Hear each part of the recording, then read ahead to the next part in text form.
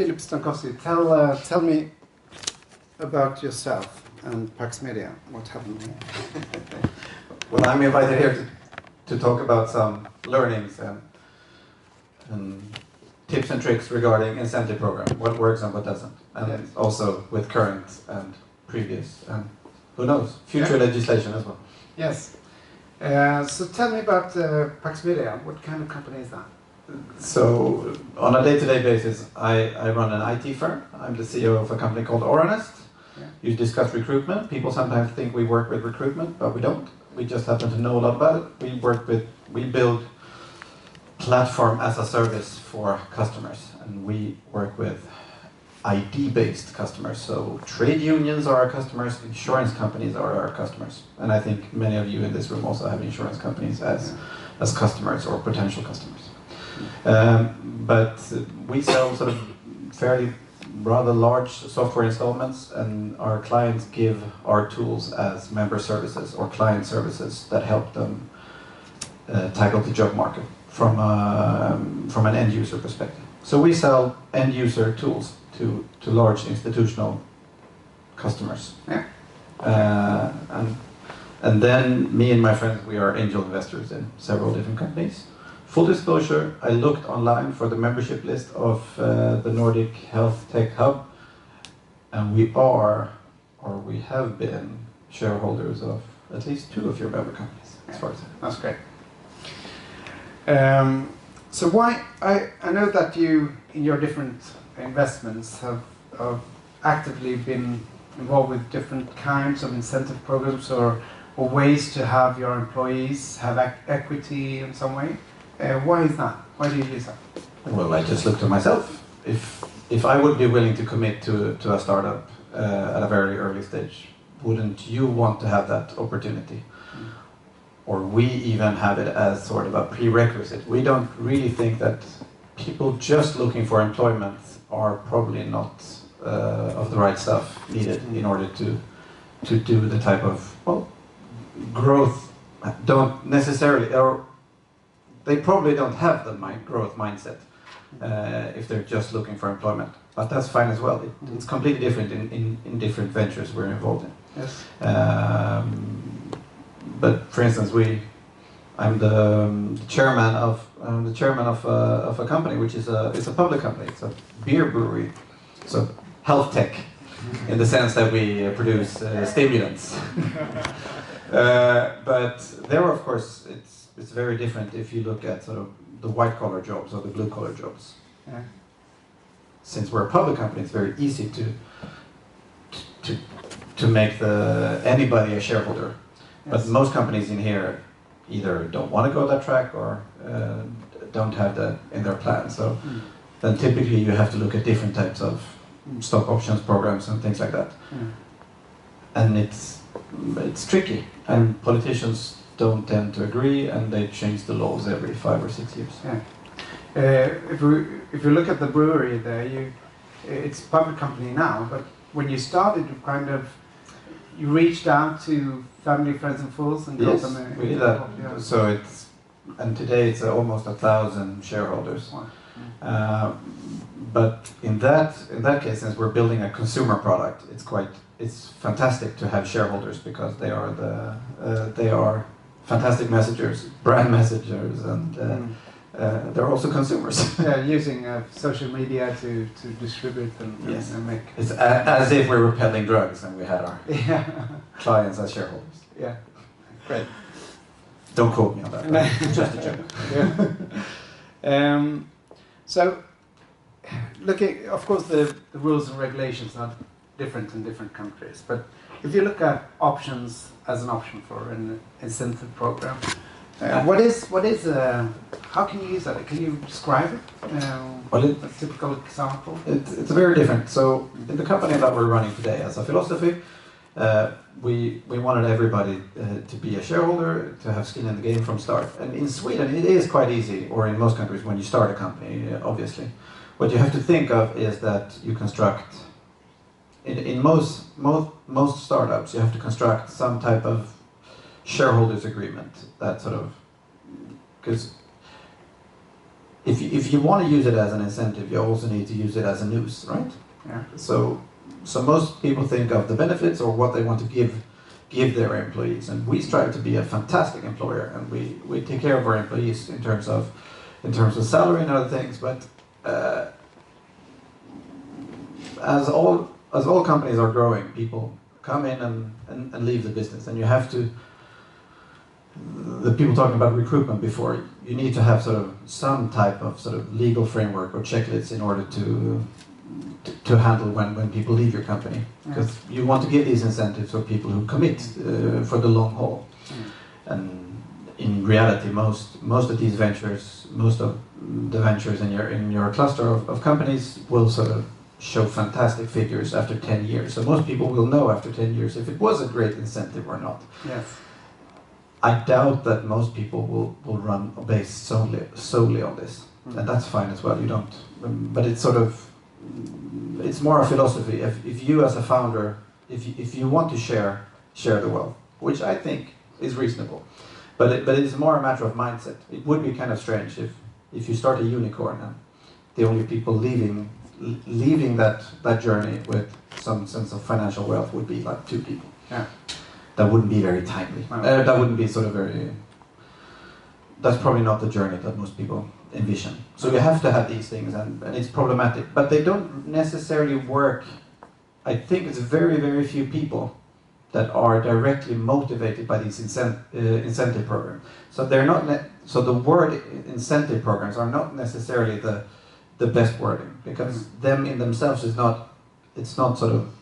They are not the core of why people engage in your startup. But it's kind of a signal, really, yeah. Well, hopefully it gives founders it spreads a signal that you're welcoming people. Yeah. To. And an option is actually it's when you get an option or buy an option, you get an option to buy the stock later on for a certain price. So it might be different in Norway and Denmark, but in Sweden I wouldn't actually advise a startup to create a stock option program. I would argue that it's better to let people invest cash, you set a price, and then you define a shareholders agreement where you have some type of bad leave terms. Yeah. So if somebody by coincidence happens to be a shareholder and employed by the company, that person has to sell back their shares at a nominal fee. I wouldn't actually advise you to create a stock option program, because there are the legislation isn't really that great. And in Sweden there are 2 legal frameworks. There are personaloptioner, and there are sort of traditional options, and what the Swedish IRS calls other options. You should. By curiosity, you should just sort of look up the civil servants text on what sort of an incentive programs are, and sort of and their analysis of it. But the Swedish tax department doesn't really sort of, they're not in line with what the politicians want to create, this type of fantastic ecosystem that many of us sort of, or we have colleagues who work in the United States or other sort of progressive countries in terms of sort of in these types of things. So, but the main problem with the current situation is that you have to pay taxes on, and most companies don't have a lot of sort of cash lying around. So you have to take a cost as an employer. You have to pay sort of social benefits on most of these sort of stock option programs. And in theory they can be great, but in reality 9 out of 10 companies in this room or in your cluster will fail. So then you have taken an upfront cost that you never will get back from the IRS. And these are like, you have to pay förmåns, these have to be förmånsbeskattning in Swedish, the term is. So you have to pay benefits tax on them. And there is no guarantee that the legislation that we have right now will stay the same. So either you can tax them when your employees have the opportunity to cash out, and then that individual will need to cash out, because if they define that, oh, you can actually sell your shares right now, but I don't want to sell my shares, but now your company is listed, so the only way for that person to actually be able to pay their taxes is to dump the stock in the company that So there are different. It's not really thought through in Sweden. But I would argue that if you as founders want to help your employees become shareholders, you find a way for them to buy shares directly from you, and then you sort of construct in your shareholders agreement that you make it easy for people to become part of that, and you do bad leave terms that is fair for everybody. You had a question? Yes, but if you're going to sell them shares, and if you're going to give them a discount on the price, then they're going to wind up in the same situation in the tax perspective anyways. Absolutely, but don't give them a discount. No, but then I guess you lose sort of also a part of the incentive aspect of it. Yes and no, but there are different ways you can sort of. You were talking about risk of recruitment before, and I would argue that recruitment in large companies is not necessarily as big of a financial risk or as a strategical risk as it might be having a sort of the wrong recruitment in a startup. But having the wrong owners in a startup, I think most of you would agree, is also quite wrong. But typically, the wrong owners of the company is not sort of a subset of the staff being a good voice. They typically tend to align with the founders. But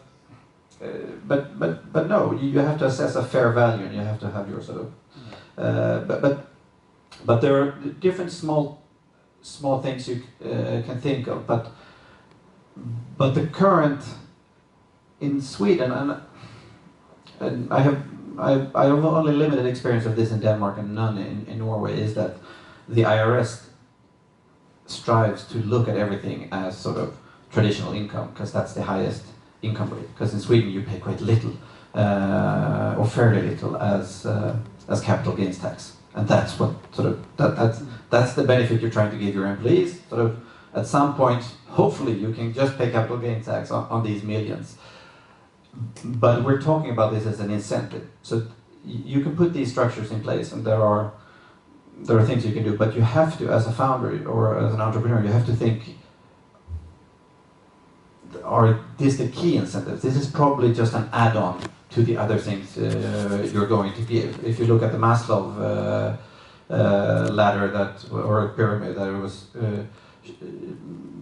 was presented previously, I would even argue that if you're looking for these types of structures, full disclosure, so trade unions are our customers, Fackforbund or Fagforbund in Danish or Norwegian. And I have a background, I've been active, I'm on the board of one of these large unions as well. But as a startup, I would actually advise you to consider signing a collective bargaining right, so a kollektivavtal, as a startup, because then you get that legal framework, and you can actually just call the union, or you can call your sort of trade organization, and they will give you a lot of templates, they will give you a lot of checklists, and because all of you want to be fantastic employers, you wouldn't even consider an incentive program if you didn't want to be great employers.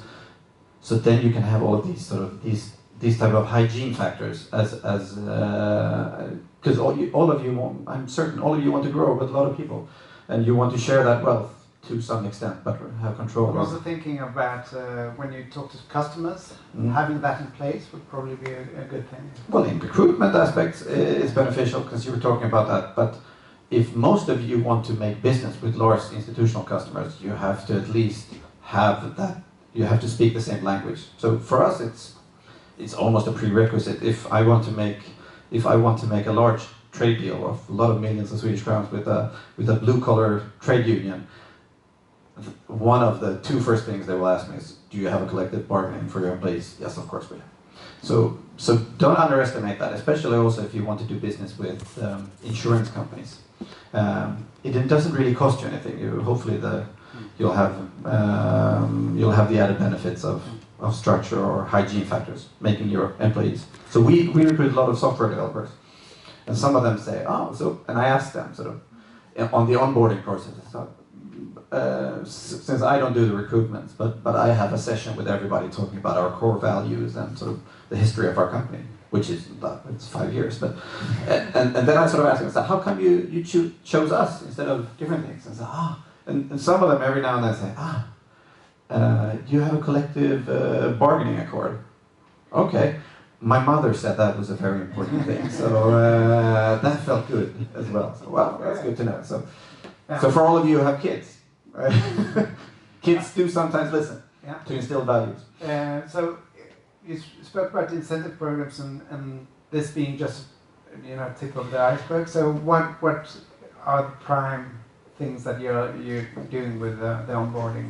Something I learned, which is much more important than any incentive program, which I'm really bad at as CEO of our company, is to be very present. Running a startup, like most of you, you have a role talking to investors, being on the board, you're the CEO, you're also the head of sales, and you're the head of marketing and so forth. And you typically have 8 or 7 different roles in your companies. And remember that all of your colleagues and everybody is sort of quite focused in the context of where they are.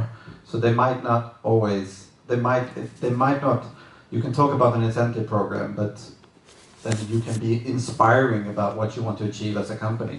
But sometimes the biggest need that your staff or your employees have is sort of to be there and actually understand what you are doing on a day-to-day basis and instill hope that it's important.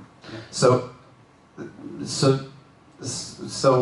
these incentive programs, if you want to have stock options, shareholdership, are, of course, in the world that we are living and running in startups, so forth, it's becoming a hygiene factor. So you have to solve it to some extent. But because I doubt, because I do think most people expect it nowadays. But just like they expect to have salary payments on time, or they expect to have some time of pension paid in, you won't really see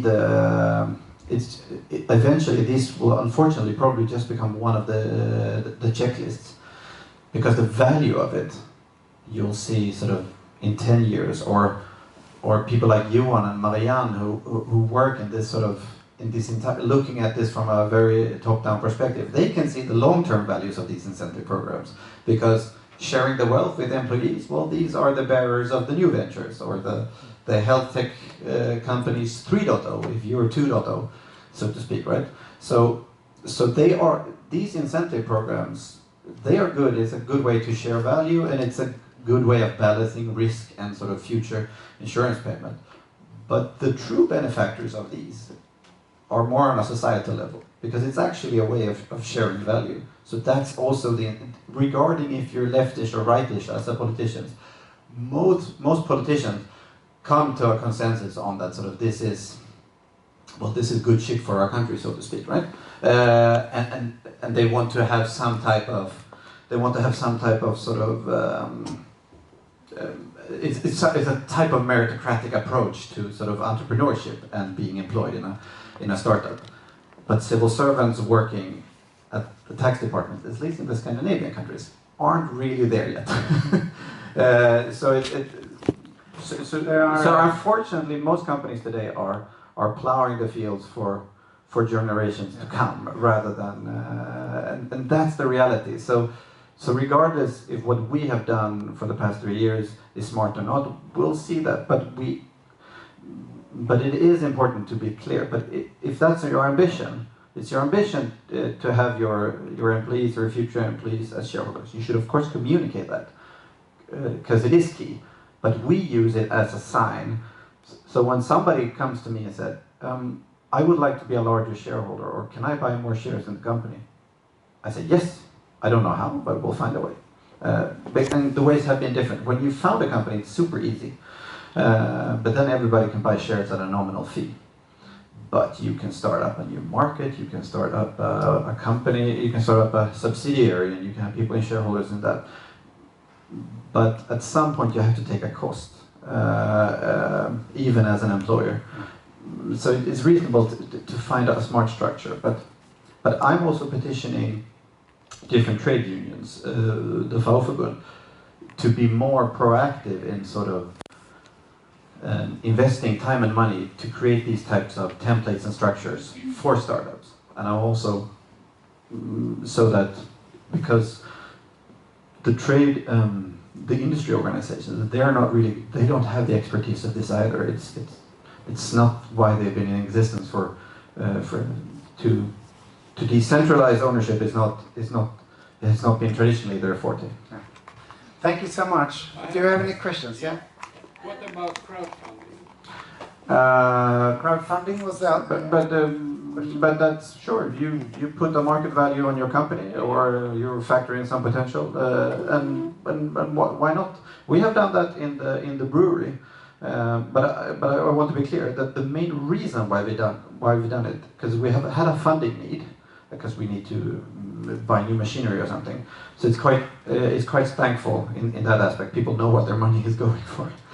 And it works fantastic, but I think it's completely, if you're doing it, remember that it's just like any type of fundraising activity.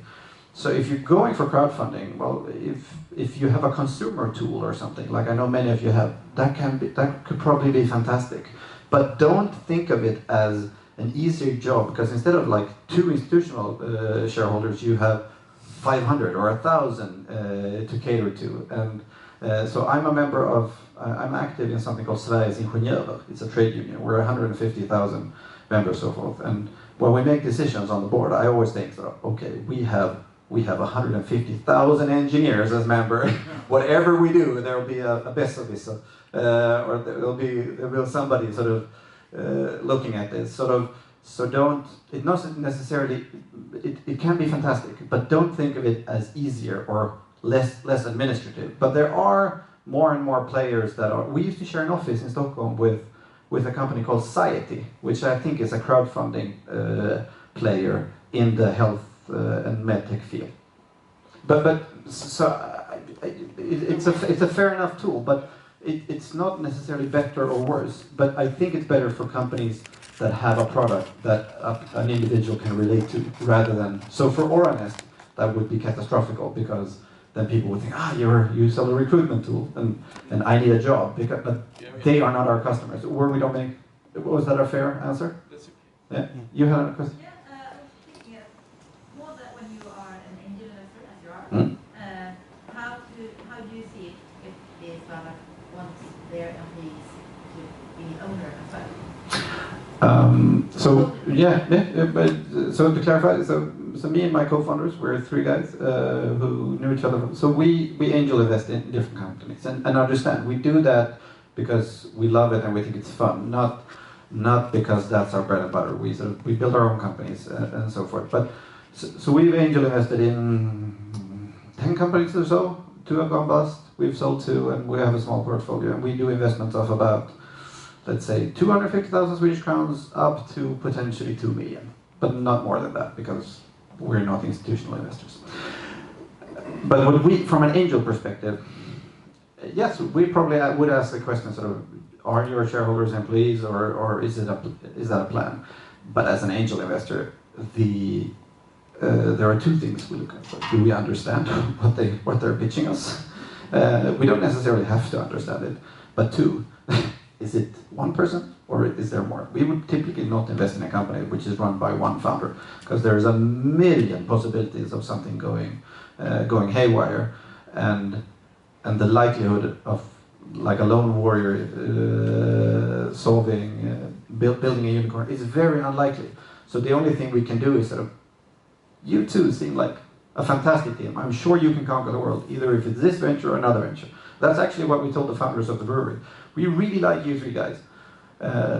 If this fails, it's fine. Come to us and pitch again, because we do think that you have the mindset to succeed.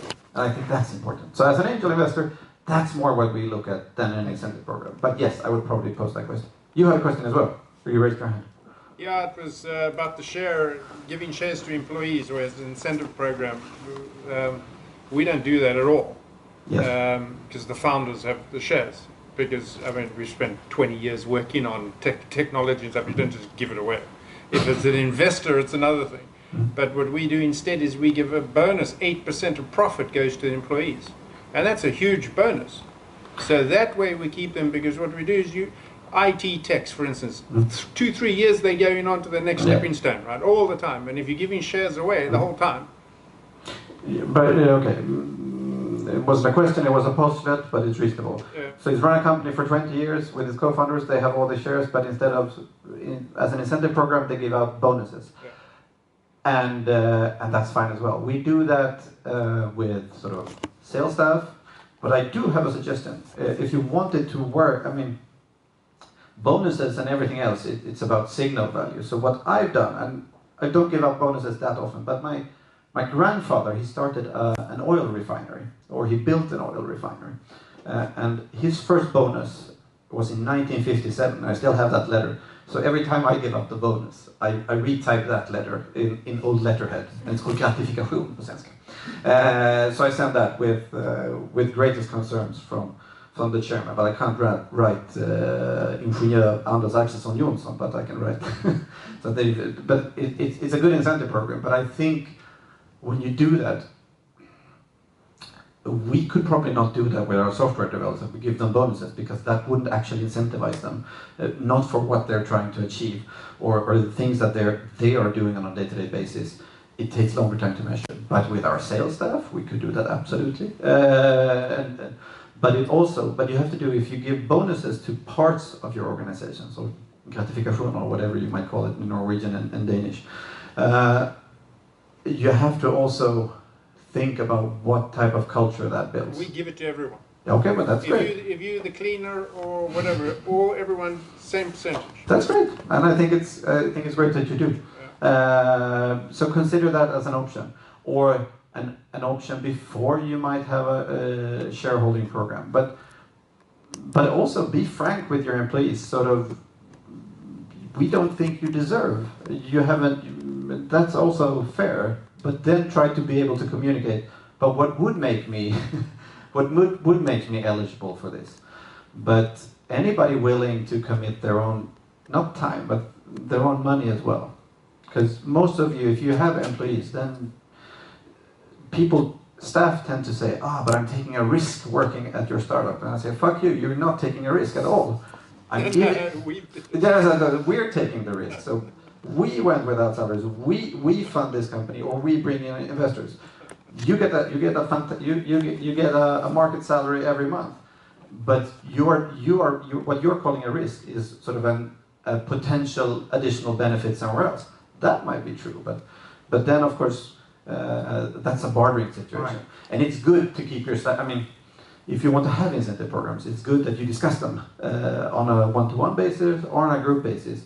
Not as sort of defending it, but in sort of people understanding that it's not something that most companies have. Yeah. All right.